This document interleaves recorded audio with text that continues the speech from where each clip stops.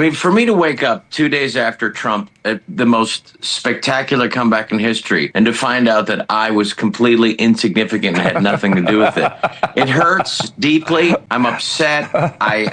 First of all, I mean, I think that yelling at people and trying to make them feel bad, I think celebrities, I mean, like Oprah, if you can't tell people that they're bad people, and if you can't tell Black Americans like Obama did, you don't like women.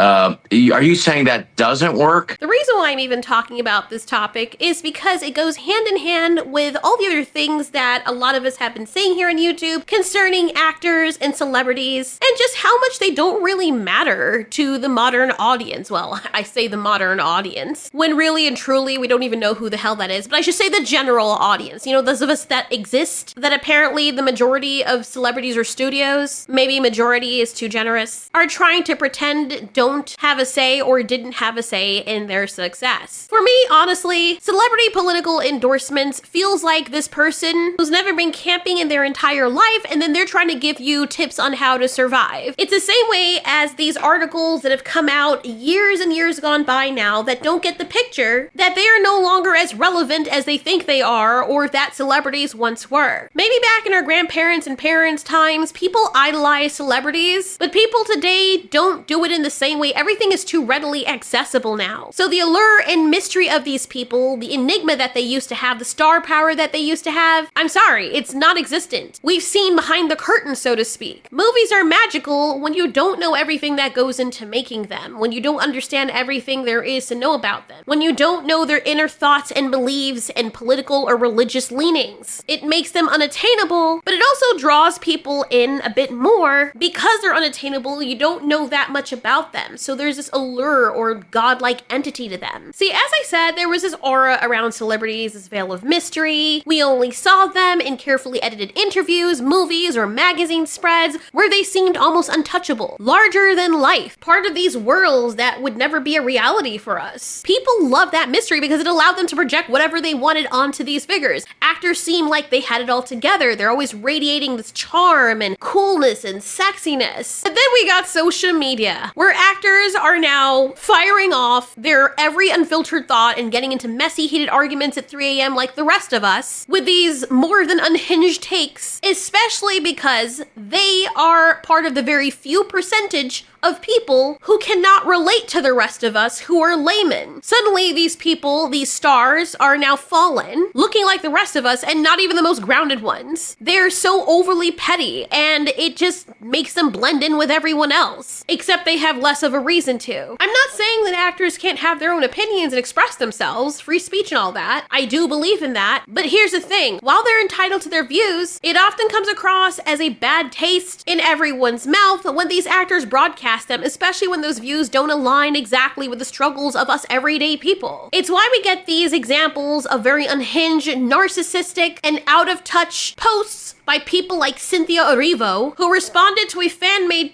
poster that wasn't even about her. It was about the original Wicked musical poster, saying that it's deeply hurtful and that people are trying to erase her. Miss Multimillionaire, individuals who live in their multi-million-dollar homes whose problems involve scheduling flights on private jets and who can afford to sidestep the gritty realities that most of us cannot. So when they chime in on issues they're clearly disconnected from, it feels like they're lecturing from a high tower out of touch with reality, the very kind of reality that a lot of us face. A lot of these people got hired for these jobs not because they know how to run a business or many successful businesses or giving other people jobs. It's they are getting paid to pretend and to play make-believe, or because they were pretty and someone taught them how to just jump and shuck and jive. And yes, I agree, it takes real talent to do this because not everyone is cool in front of a camera, but as someone who had done theater when I was little, compared to doing a lot of other work out there, if you're not in a role that requires you to exert yourself extremely physically or emotionally, it is one of the more favorable and easier jobs. I didn't say it's easy, I said it's one of the easier ones. Compared to the director and the producer and everybody else that has to run everything. You can add in your little 2 cents or ad libs, but you're given a script and you have to make it convincing. You have to become good at lying, or simply making people believe what you want them to believe, which is a good thing in the movie sphere in entertainment, because people want to be fooled into thinking what they're watching is real. But being all preachy on social media as an actor who's still expecting to get work and for people to watch them from a business angle, not the smartest move. These actors' careers hinge on one thing: staying relatable and engaging with audiences. Okay, this may be two things. Their job is essentially, as I said, to be a blank slate and to slip into these roles, right? You've got to transform yourself, entertain, not to put themselves front and center as polarizing figures with a megaphone. When they start using that megaphone to push personal opinions, they risk alienating huge chunks of their fan base. Some actors, rather than letting their performances do the talking, go on to slam or judge people for differing views. And in doing so, they're creating this divide, almost saying like, oh, if you're not on board with my opinions, you're not on my team, or you're an evil person. And that's a pretty big slap in the face for fans who just wanted to watch a movie without feeling judged. Now every time they see this actor or celebrity, especially if the celebrity is not just endorsing a person from either side of the aisle, but also shaming or name-calling civilians or potential audiences, that's pretty stupid. People do not want to see that person. Why would I want to watch a movie to support someone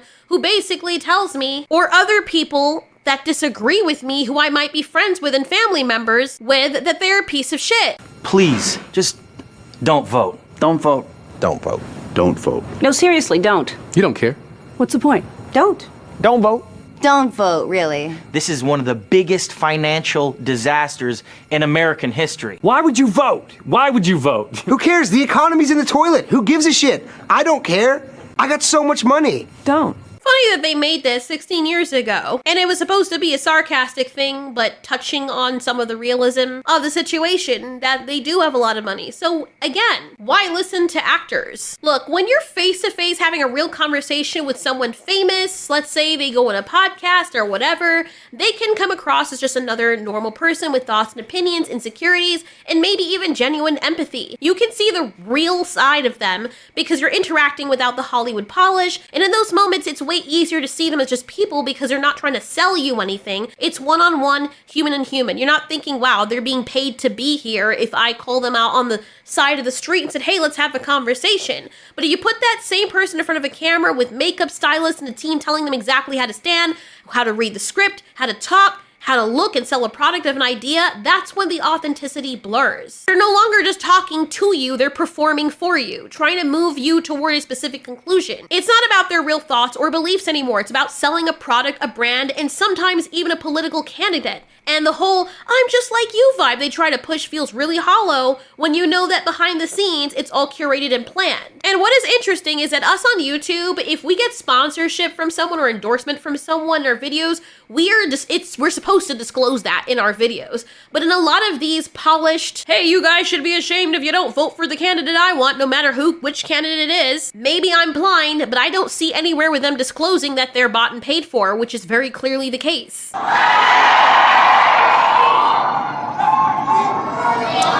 1 second, guys. 1 second.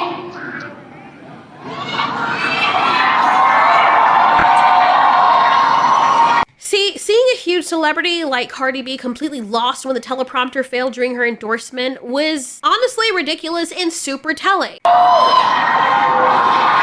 I need patience over here. Patience, where are you, girl? I need patience over here. Fucking hell. The celebrity was there to answer the call, and she doesn't take it lightly to support her candidate, but she couldn't even articulate why without a script. I mean, I get it, it's nerve-wracking to be on camera, but if you're truly passionate about a cause, shouldn't you be able to speak from the heart without needing every line fed to you? It makes me wonder what call she was answering in the first place, and whether it was anything more than a chance to play a part rather than share a genuine message. Now, I know a lot of people might think there's nothing inherently wrong with celebrities endorsing candidates per se, but if someone can't string together a coherent sentence without a script, why would anyone believe that they truly stand behind their words? It makes it look like they're just puppets parroting whatever their team tells them, rather than speaking with the authenticity that sways people's opinions. And when someone like Cardi B, who admittedly is way out of touch with the day-to-day realities most of us face, tries to tell us how we should vote or feel about an issue, it feels incredibly off-putting. 8 years, because we're gonna make sure we have Kamala Harris in office for 8 years. Thank you. All right. Vice President Kamala Harris, thank you for having me. These people live in an entirely different world, untouched by a lot of the issues that everyday people face, like rising costs, healthcare struggles, or job insecurity. That's the real issue here. Studios and celebrities are paid to entertain, not polarize people. Politics already divides us enough, and when someone from an industry known for escapism tries to steer their audience toward one side or the other, it really is just a jarring reminder of how disconnected they are from their fans' realities. There's a reason why a lot of us watch movies and anime and play games and enjoy a whole wide array of entertainment. It's to escape, it's to feel inspired or to just lose ourselves in a moment and to see things from new perspectives. When we got celebrities starting to push their political agendas, they're injecting divisiveness into spaces that are meant to be unifying. And it's not even really just bad, you know, they're endorsing their own views, that's whatever. They're meant to have their own views. Everyone's not going to feel the same, but I don't agree with people outright shaming or condescending people who don't agree with them. It's like they're saying, if you're not on my side, then you're a part of the problem. And I think that's very unfair. It's unprofessional. It's not just about politics. It's about a lot of things. I'm only covering this because we've seen this gross polarization in media for a long time towards fans who don't like movies or who are calling out something that an actor has said when they were insulting their audience. It's very unprofessional. It turns what should be a neutral space for all of us to come together, like a studio production or a concert, into a battleground where fans feel alienated or even attacked. And you don't want that if you're asking them to support you. We are all perfectly capable of debating politics on our own time without being lectured by people who can't even relate to our lives. So celebrities might want to rethink this and stick to what they do best, entertaining us and not lecturing us. We're not paying you to lecture us. We are not going to dish out money for someone to entertain us when in the last breath, they were just talking down to us from off their thrones.